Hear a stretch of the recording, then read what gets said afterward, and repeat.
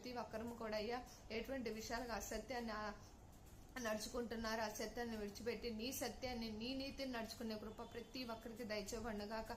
ఎక్కడ ఎటువంటి విషయాలుగా తోటి వారిని ఆశిస్తున్నారో అట్టి రీతిలో కాకుండా నిన్ను పొరుగుని ప్రేమించే కృప సంపూర్ణంగా దయచేయబడుగాక. ఉద్యోగంలో వ్యాపారంలో ఏ విషయాలుగా నాయన తండ్రి గర్భఫలం లేని వారికి గర్భఫలం కోరి ఉన్నారో వాళ్ళందరికీ కూడా యేసయ్య నీ అతి పరిశుద్ధ నామంలో గర్భఫలం కలును గాక. నాయన తండ్రి ప్రతి ఒక్కరి బిడ్డ కూడా నీ చిత్తానుసారంలో ఎక్కడైతే నాయన తండ్రి దుష్టుడు వాళ్ళ కష్టజీతాన్ని ఫలింపు చేయకోకుండా నాయన తండ్రి దొంగిలిస్తున్నాడు, ఈ క్షణమే నాయన ప్రతి ఒక్కరి కుటుంబాల్లో కూడా నీ కృపతో నీ దయతో సత్యం అనుసరించి వాడిని రక్షిస్తానంటున్నావు, మరింతగా నీ రెక్కల చెట్టును భద్రపరుచుకుంటానంటున్నావు, గుమ్మ గడియలను బలపరుస్తానంటున్నావు.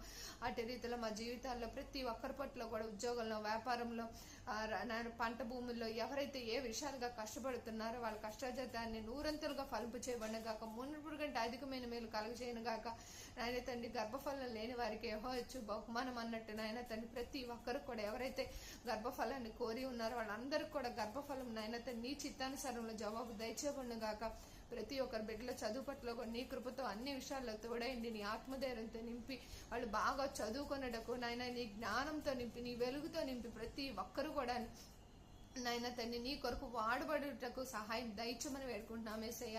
ఎక్కడ ఎటువంటి విషయాలుగా రక్షణ లేని ఉన్నారో వారు కూడా రక్షణ మార్గం నడిపించుకో, మారు మనసు లేని వారిని మరింతగా మారు మనసు కలిగి జీవించడం నీ కృప చూపమని వేడుకుంటున్నాం యేసయ్య.